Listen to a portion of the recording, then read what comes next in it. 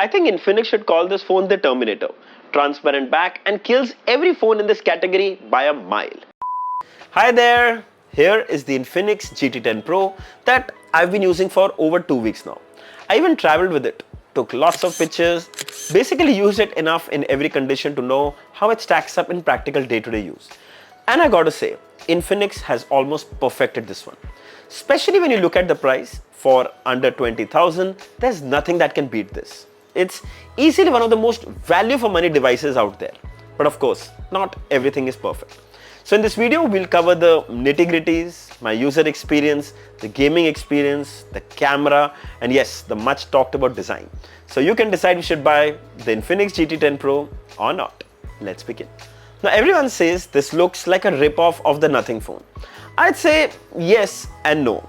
There are clearly some inspirations, but there's no glyph lights like the Nothing phone, which I'm glad because that's such a gimmick and I'm truly not a fan of those crazy lights at the back of a phone.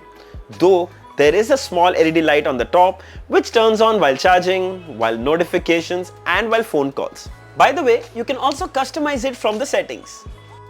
The back has this semi-transparent design. It reminds me of the Terminator. You can see through and it also changes color when exposed under sunlight.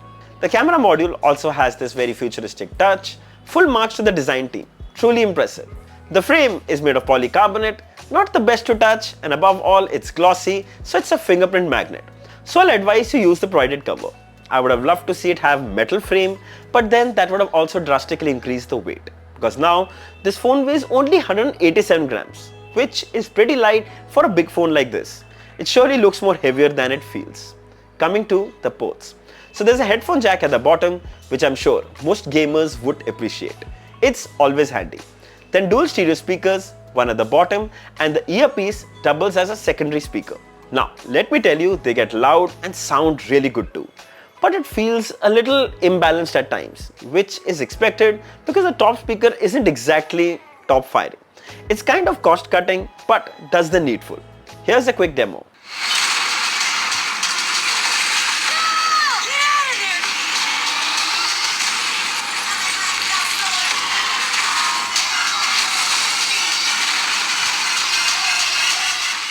Coming to the display. So it comes with a huge 6.67 inch full HD plus AMOLED display. The color reproduction is absolutely amazing, vivid and punchy as expected. Plus with 120Hz adaptive refresh rate, the user experience is super smooth. Best part, so well optimized that it just flows. 900 nits of peak brightness is super impressive. We briefly used it outdoors as well, and here you can see it's bright and crystal clear even under direct sunlight. You can spot the 32 megapixel punch-hole selfie camera in the center.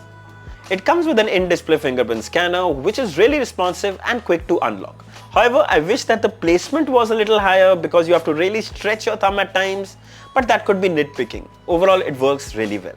The bezels are also quite slim and almost equal on all the four sides. One of the most unique features is the front LED light, which is under the top bezel. You can use it for selfies or when on a video call in low light scenarios. It's invisible when it's turned off. You can turn it on from the control center, and the best part, you can turn on both front and back LED light at the same time if needed. Super cool and can be very handy. Then watching movies and videos is really fun experience on the GT10 Pro. Minimum bezels means the images go edge to edge. Plus with Widevine L1 certification, it can stream at full resolution from apps like Netflix and Prime Videos.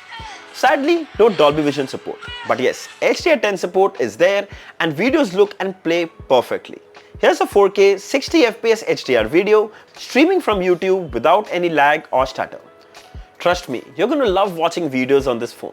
So how about I ask you to subscribe to my channel so you don't miss out more videos like these. Coming to the OS. So it's running Android 13 over Infinix's own XOS. Well, I'm glad to see that Infinix is going the minimal bloatware approach this time. Actually, no bloatware apps except some like X Serena and the X Club, which is totally okay. Really commendable effort. The futuristic skin can be a little overwhelming, but I like it. If you don't, there are tons of more themes that you can download from here. Also like to add this haptic Z-axis motor. You'll experience precise and realistic touch feedback, whether you type or game. It truly gives the device a premium feel. Coming to the performance. So it's powered by the MediaTek Dimensity 8050 chipset. It supports 5G, dual 5G to be precise, and will work across all network providers in India. The performance is super impressive for a phone at this price. Snappy and extremely responsive. The unit we have came with 8GB LPDDR4X RAM with support to further expand by 8GB, giving you a total of 16GB RAM. Opening closing apps is almost instant. Multitasking is quick. And since it has abundance of RAM, most recently used apps are still in memory. Then we also ran some benchmarks starting with Antutu and it scored over 8,15,000. Super duper impressive. Then it comes with 256GB storage and storage type is UFS 3.1 and it scored 1930 MB read and 1633 MB write. Also very good. Coming to gaming. We played a lot of it starting with BGMI and it played at 90 FPS perfectly. One of the most satisfying gaming experience on a phone at this price.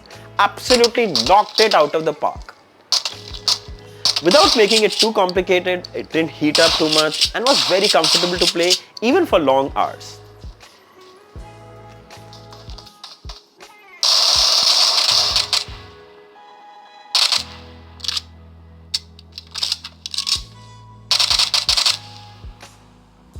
Coming to the battery. So we get a 5000 mAh battery and it would easily last me a day, sometimes even a day and a half if I had light use. It supports 45 watt fast charging, which I'd say is quite good. 0 to 100 in exactly 1 hour and roughly 70% in less than 30 minutes. So that's superb. The charger and cable are provided in the box, but the special mention is the charging cable, which is orange and connects at an angle, which means you can plug in and play your game at the same time. Really convenient. Good job there by Infinix. Coming to the camera. So at the rear is a 108 megapixel primary sensor, 2 megapixel macro and a 2 megapixel depth sensor. To be frank, only the 108 megapixel is the one truly useful. The other two barely contribute to the overall photography experience. Anyway, here are some shots taken with the primary camera. Day shots are pretty good. The colors are well tuned and don't get oversaturated. Highlights sometimes do get blown up on an overcast day, which also affects the dynamic range, but still maintains good amount of clarity. Here are some more shots. Now this is a full HD ultra steady video shot handheld and it's super steady as you can see. Now here's a 4K video also shot handheld, though not as smooth but still really good video quality. Here are some shots taken with the 32 megapixel front camera. During daytime, the shots are almost perfect. Good skin tones and colors. But sometimes the white balance is not perfect. Hi there. So here's a video recording from the front camera of the Infinix GT and this is a 2K video. Yes, it can also record a full HD video at 60 FPS, but this is a 2K video at 30 FPS and I think the video quality is pretty good. You can see for yourself. Also, the audio you're hearing right now is being recorded from the microphones of the phone. Alright, so the cameras on the GT10 Pro are a mixed bag. Excellent in good lighting conditions and sometimes average at best in challenging conditions. However, you also have to consider the price category. For a sub 20k phone, this is the best you can expect. If I had to nitpick, I wish it came with a dedicated same size speaker on the top and if this frame was made of metal. But as we say, itne paise mein itna hi milega. Its overall design and construction is super impressive. Then you get 120Hz AMOLED display, clean OS, excellent performance, all for just 19,999. You gotta be kidding me. Easily recommended. The device is already on sale and is available in two colors. There's Cyber Black and this Mirage Silver that I'm holding. I'll share the links for both these variants in the description. If you'd like to buy one, you should definitely check it out. So I hope this video was helpful. If there are any questions, mention them down in the comments below and I'll be happy to answer them all. Don't forget to like, share and subscribe. Until next time, cheers.